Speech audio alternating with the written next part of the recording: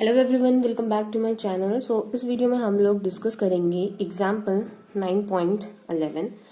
इस एग्जाम्पल में कह रहा है कि prove that for the normal distribution the quartile deviation, mean deviation and standard deviation are approximately 10:12:15।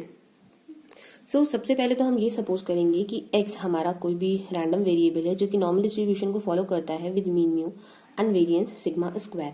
And हमें पता है कि हमारा Q1 एंड Q3 जो होते हैं वो हमारे फर्स्ट एंड थर्ड क्वार्टाइल होते हैं और Q2 हमारा सेकंड क्वार्टाइल होता है। तो यहाँ पे देखिए, अब हम लोग क्या कर सकते हैं, अगर हम लोग ग्राफ देखें तो इस ग्राफ को देख के हम लोग बता सकते हैं कि देखिए ये मिडिल वैल्यू होती है। आप इसको यहाँ पे Z1 भी ले सकते हो और आप यहाँ पे इसको Q2 भी ले सकते हो।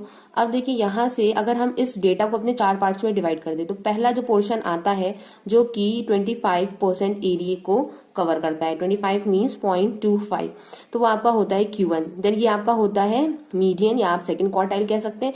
इसके पीछे का जितना भी एरिया होता है वो भी आपका होता है 0.50। एंड यहाँ से इसको भी हम लोग 0.25 लिख सकते हैं बिकॉज Q1 से Q2 के बीच का जो एरिया होता है वो 0.25 होता है। एंड यहाँ पे अगर हम लोग थर्ड क्वार्टाइल ले लें तो थर्ड क्वार्टाइल अपने से अगर हम लोग फाइनल जो एंड तक की वैल्यूज हैं उनको लेंगे, that means greater than Q3, तो वो भी आपका एरिया 0.25 ही कवर करता है। एंड अगर हम बात करें Q1 से Q3 के बीच की तो वो भी हमारा 0.25 ही कवर करेगा। तो इस तरह से हमारा ये ग्राफ है, आप लोग इसको देख के इजिली समझ सकते हैं।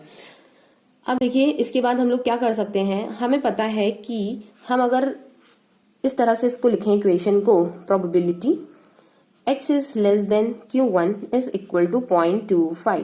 तो देखिए ये बिल्कुल इक्वेशन सही होगी इस ग्राफ के अकॉर्डिंग कि अगर x हमारी वैल्यू Q1 से कम आ रही है तो देखिए इसकी क्या प्रोबेबिलिटी हो सकती है, इसकी प्रोबेबिलिटी हो सकती है 0.25। तो इसको अगर हम लोग स्टैंडर्ड नॉर्मल वेरिएट में कन्वर्ट करें तो देखिए ये कुछ इस तरह से हो जाएगा। मैं इसको अलग करके लिख ले रही हूँ x minus mu upon sigma, क्योंकि बिकॉज हमें अभी वैल्यूज भी यहाँ पे लेट करनी होगी। अब देखिए हमने यहाँ से मीन को सब्ट्रैक्ट कर दिया एंड स्टैंडर्ड डेविएशन से डिवाइड कर दिया। तो अगर मैं इसको सपोज कर लूँ कि ये कोई भी क्वांटिटी है जिसको मैं स्टैंडर्ड डेविएशन बोल सकती हूँ, तो मैं इसको यहाँ पे ले लूंगी कैपिटल Z। देन हम लोग देखिए जहाँ जैसे जो ट्रांसफॉर्मेशन यहाँ पे लगाएंगे वो ही ट्रांसफॉर्मेशन हम लोग Q में भी लगाते हैं। तो Q1 minus mu upon sigma हम लोग कर देंगे। तो आप लोग चाहो तो डायरेक्ट आप लोग इसके साथ भी कर सकते हो, अगर अलग अलग करना चाहते हो तो वैसे भी कर सकते हो। तो अब देखिए यहाँ पे जब हम लोगों ने ट्रांसफॉर्मेशन अप्लाई किए तो वो हो जाता है Z इज लेस देन, अब ये है तो इस वैल्यू को आप लोग क्या लेट कर सकते हो, इसको हम लोग देखिए लेट कर लेंगे -Z1 इज इक्वल टू 0.25। अब देखिए -Z1 हमने क्यों इसको लेट किया, बिकॉज ये हमारा क्या है, लेफ्ट साइड ये वैल्यूज आ रही हैं। अब इसलिए लेफ्ट साइड की जो वैल्यूज हैं वो निगेटिव होती हैं, तो इसलिए हमने माइनस का Z1 यहाँ पे सपोज किया। अब देखिए हम लोग और क्या लिख सकते हैं, हम लोग अगर ये लिखें probability x is greater than Q3 is equal to, तो x is greater than Q3 पे भी देखिए 0.25 जो वैल्यू है वही सपोज कर रहा है। देन यहाँ पे हम लोगों ने लिख दिया 0.25। अब इसको भी अगर हम लोग देखिए डायरेक्टली ट्रांसफॉर्म करेंगे तो ये हो जाएगा x minus mu upon sigma is greater than Q3 है, तो Q3 में से भी माइनस म्यू अपॉन सिग्मा कर देंगे इज इक्वल टू 0.25। अब ये देखिए वैल्यू जो है ये राइट साइड का पोर्शन है, तो राइट साइड में वैल्यूज को हम लोग हमेशा पॉजिटिव लेके चलते हैं, तो ये हो जाएगा greater than Z1 is equal to 0.25।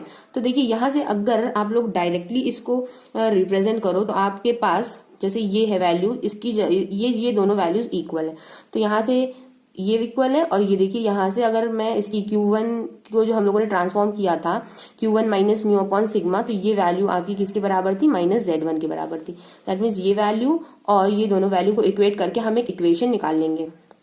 तो देखिए अगर यहाँ से हम लोग देखें तो ये हो जाएगा Q1 minus mu is equal two into Z1 sigma. तो देखिए ये हमारी एक इक्वेशन आ गई। देन अगर सेकंड की इसकी हम लोग बात करें तो यहाँ पे मैं लिख ले रही हूँ Q3 minus mu sigma is equal to Z1। तो ये हमारा क्या हो जाएगा, Q3 minus mu is equal to Z1 sigma.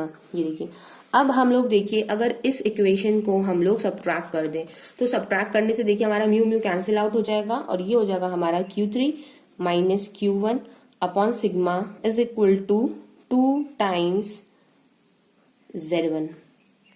सो जब आप लोग इसको सब्ट्रैक्ट कर लोगे तो आपके पास ये इस तरह की एक इक्वेशन आ जाएगी।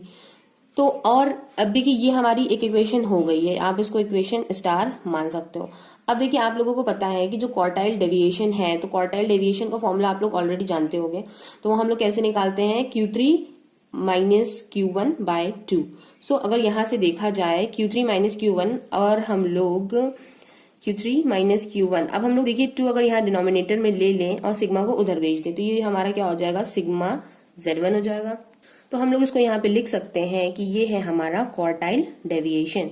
तो ये हो जाता है हमारा इक्वेशन 2 स्टार। तो ये हमें क्वार्टाइल डेविएशन यहाँ से मिल चुका है। अब देखिए अगर हम लोग फिर से ग्राफ पे देखें तो प्रोबेबिलिटी Z लाइज बिटवीन 0 से Z1, देखिए Z लाइज बिटवीन 0 0 यहाँ पे होता है एंड Z1, ये यहाँ पे आपका ये Z है, ये 1 नहीं है। सो अगर प्रोबेबिलिटी लाइज बिटवीन 0 से Z1 हम यहाँ से कोई भी यहाँ पे मान लेते हैं कि ये हमारा Z1 है। तो देखिए ये हमारा पॉजिटिव में था तो ये प्लस का Z1 और ये निगेटिव में था तो ये माइनस का Z1 था। तो इन दोनों के बीच अगर हम लोग बात करें तो यहाँ की प्रोबेबिलिटी कितनी है, 0.25 है। तो इसको भी देखिए हम लोग लिख सकते हैं, मैं इसको यहाँ पे ही करके आपको दिखा देती हूँ। प्रोबेबिलिटी Z लाइज बिटवीन 0 से Z1, तो इसकी देखिए वैल्यू क्या हो जाएगी, 0.25 हो जाएगी। अब यहां से अगर आप लोग टेबल से इसकी वैल्यू देखो तो आप लोग जब टेबल से वैल्यू देखोगे तो Z1 इज इक्वल टू आपका क्या मिल जाएगा, मिलेगा आपका 0.67, ये वैल्यू मिल जाएगी। आप लोग इसको टेबल में देख सकते हो। तो ये देखिए ये आपकी वैल्यू आ गई है Z1 की। तो यहां से देखिए हम लोग क्या लिख सकते हैं कि जो हमारा क्वार्टाइल डेविएशन था वो हमारा सिग्मा Z1 था। तो हम लोग यहाँ पे क्या लिखेंगे, सिग्मा लिख देंगे और Z1 की वैल्यू हमारी क्या है, 0.67 है। तो 0.67 को जब हम लोग कन्वर्ट कर सकते हैं इस वैल्यू को इस तरह से 2/3।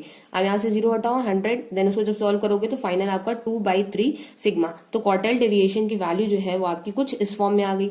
अब आपको पता है ऑलरेडी हम लोगों ने डिस्कस किया हुआ है कि मीन डेविएशन जो होता है आपका नॉर्मल डिस्ट्रीब्यूशन का मीन डेविएशन अबाउट मीन, वो आपका क्या होता है, सिग्मा √2/पाई होता है। तो इसको अप्रोक्सीमेटली जो इसकी वैल्यू है वो आप लोग 4/5 सिग्मा भी लिख सकते हो। तो यहां से देखिए हमें वैल्यूज अपनी पता चल चुकी है। तो अगर देखिए हम लोग वैल्यू लिखें, हम लोगों को देखिए रेशियो निकालना था quartile deviation, mean deviation and standard deviation. और स्टैंडर्ड डेविएशन देखिए हमें पता है कि सिग्मा होता है। तो देखिए ये तीनों क्वांटिटीज की वैल्यू आ गई है। तो अगर देखिए हम लोग रेशियो में लिखें तो हमें चेक करना है quartile deviation then is to mean deviation is to standard deviation. तो इसकी जगह पे देखिए हम लोग क्या लिख सकते हैं, सबसे पहले हम लोग लिखेंगे क्वार्टाइल डेविएशन की वैल्यू 2/3 सिग्मा, देन हम लोग लिखेंगे मीन डेविएशन की वैल्यू 4/5 सिग्मा, देन हम लोग लिखेंगे standard deviation that is sigma. तो अगर आप लोग इसको सॉल्व करोगे तो देखिए ये क्या है, 5 3 से 15 है। तो 15 को आप लोग यहाँ पे भेज सकते हो। तो ये हो जाएगा आपका यहाँ पे 15। देन यहाँ से देखिए क्या हो जाएगा, ये वैल्यू आपकी क्या आ जाएगी, ये वैल्यू आ जाएगी आपकी 12 एंड ये वैल्यू आपकी क्या आ जाएगी, ये आ जाएगी आपकी 10। तो यहाँ से आप लोग देख सकते हो कि फाइनल जो रेशियो है quartile deviation, mean deviation and standard deviation, उसकी जो रेशियोज हैं वो कुछ इस तरह से आ गए हैं। सो आई होप आपको आज का जो वीडियो है ये समझ में आया होगा, और अगर आया हो तो मुझे कमेंट बॉक्स में कमेंट करके जरूर बताइएगा। Thank you for watching my video, have a nice day.